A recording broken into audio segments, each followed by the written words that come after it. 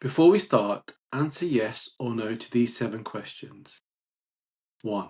Do you have a responsibility for outcomes but limited power to enforce consequences?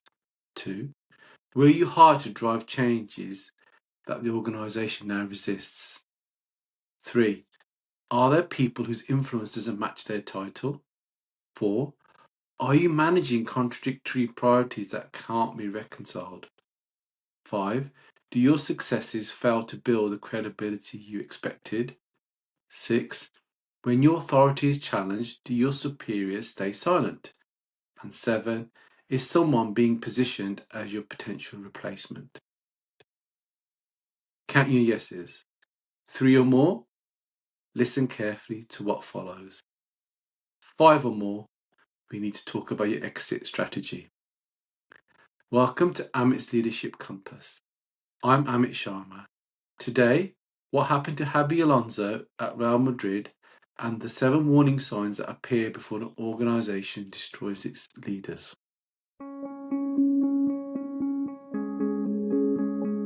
January the 12th, 2026, Jeddah, Saudi Arabia. Real Madrid has just lost to Barcelona in the Supercopa final. Barcelona forms a guard of honour, 2 lines of applauding opponents showing sportsmanship. Xabi Alonso, as a manager of Real Madrid, signals his players, your turn. He waves his arm and turns away, confident they'll follow. Nobody moves. Kylian Mbappe waves them in the opposite direction. The players follow Mbappe. If you look at the YouTube video of that situation, Alonso's body language, shoulders dropping, resignation settling, he already knows. Unsurprisingly, 24 hours later, whilst at home analysing the match, his phone rings. Come to the training ground now. He's ruthlessly fired by Florentino Perez. Players learn via social media. Staff members find out whilst at the supermarket. 238 days, despite winning 13 of his first 14 matches. This podcast is not about football. This is about 7 warning signs that exist in every organisation. Warning sign 1. October 2025, Real Madrid beat Barcelona. Alonso substitutes Vini Jr. in the 72nd minute. Vini Jr. storms off shouting, "Always me, I'm leaving the team." Public humiliation in front of millions. What happened next? Vini Jr. meets the president, Perez, and said he won't renew his contract while Alonso remained. Real's response: no fine, no suspension, nothing. Every player learnt that day the coach's authority is negotiable. The president's power is absolute. A story from my journey. So I learned this from the other side. During my early years, employees would come to me, I'd help them. I thought I was being helpful. One day, the manager confronted me. Why do I even make decisions if people can just go around me to you? That hit me like a punch. I wasn't helping these managers, I was destroying them. I had to learn nothing is so urgent that it can't wait for the proper chain of command. Every time I broke that rule, I told the entire organisation these managers don't really have authority. I'd given them the title but kept their power. Authority means nothing if your decisions can be appealed to someone more powerful and reversed. Warning sign number 2. Real Madrid hired Alonso for change, more intensity, greater discipline. That was a mandate. By October, while winning, players were unhappy. By November, Alonso was making concessions. By December, he'd abandoned everything he was hired to do. The mandate hadn't been withdrawn, it evaporated. I've been there. I was brought in as a fellow partner, younger, fresh energy, outside perspective. The existing partner said he wanted growth and change, and that's why I was brought into the business. But here's what I discovered. He didn't want a partner who'd challenge how things worked. He wanted a commercial optometrist, someone to see patients, bring in more revenue for the conversations and the recommendations, but pretty much operate within his exact system. I wanted calculated. I wanted calculated risks. He wanted certainty. We'd clash. Some days we'd go silent rather than create a toxic atmosphere in a small team. The mandate didn't officially change, but every conversation became about why we shouldn't try something new. Every risk became too risky. On reflection, he didn't bring me to change things, he brought me to make change look like it was considered. Organisations won't change when things are bad, but when you implement it and create discomfort, suddenly it's too fast. Warning sign 3. While Alonso struggled publicly, Perez maintained loyalty throughout the organisation, people bypassing the manager with direct lines to the president. Story from me. Budget season, I was a partner on paper, had a voice in strategic decisions that asked for our input every year. But I learned that they weren't really asking for input, they were performing consultation. The team at head office had already set the numbers for board approval. Our input was just checking a box. I'd give realistic projections, ignored. The budget had nothing to do with what we said, everything to do with what that organisation needed. I had the title, they had the power. I didn't realise it until I'd wasted years trying to influence decisions that were made before I walked into the room. Every organisation has 2 organisation charts. The formal one they show you, and the real power structure that you discover when you try to change something. Warning sign 4. One Real Madrid source said, the problem is not Javi, it's Mbappe, Vini Jr. and Bellingham are incompatible, and you can't have a balanced team with those 3. Yet these were exactly the players Madrid assembled. They couldn't be benched, disciplined, or coached traditionally. Alonso was hired to create a cohesive system, but given individualistic superstars who'd been promised they were the system. So, a question for you. What are the 2 incompatible things you've been asked to deliver right now?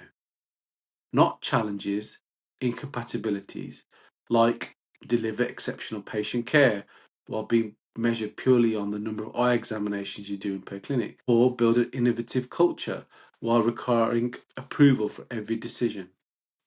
The trick is recognizing when you're not failing at execution, you're succeeding at an impossible task. Warning sign 5. So let's look at the Javi Alonso's numbers. 13 wins from 14 matches, 5 consecutive wins before the final, but 1 loss to Barcelona. 5 within 24 hours. The paradox? Madrid performed despite the dysfunction. The more it proved the dysfunction wasn't a problem, his success became evidence against his approach. In my first management role, I unified the team, got them working together as a team. The result? 25% growth versus the previous year, and that was in my first year. I was proud. I thought this would buy me credibility, trust, latitude to try more.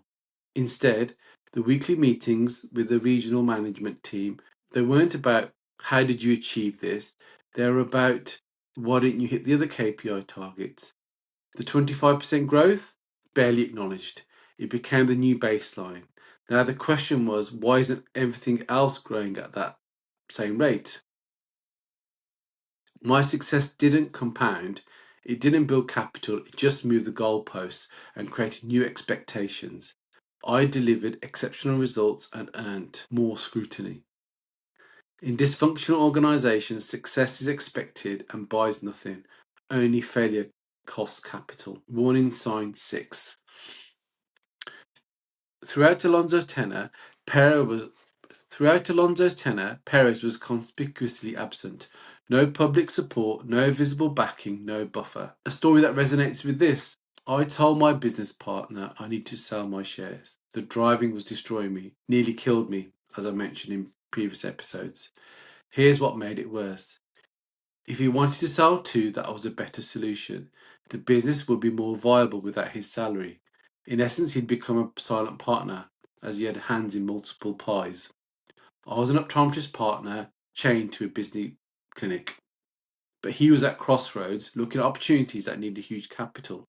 He wasn't sure if that would work, so he wanted to wait, see his options. Months passed, and with each passing day, it was eating at me and making me feel more and more disillusioned, disheartened. He eventually said yes, but by then, the damage was done. When someone who should support you prioritizes their optionality over your crisis, the answer comes too late, even when it finally comes. Silence isn't neutrality. When your authority is questioned and superiors say nothing, everyone knows you're on your own. Final warning sign 7. In May, Xabi Alonso was hired. Alvaro Arbeloa, his close friend, was promoted to the reserves. December, board discussions regarding Alonso's future. Arbeloa emerges as a replacement. January the 13th, Alonso fired. Arbeloa takes over within hours. They were good friends. Their families were close. A question for you. Is there someone being given unusual... A question for you. Is there someone being given unusual access in your orbit right now? Someone showing up in meetings you weren't told about?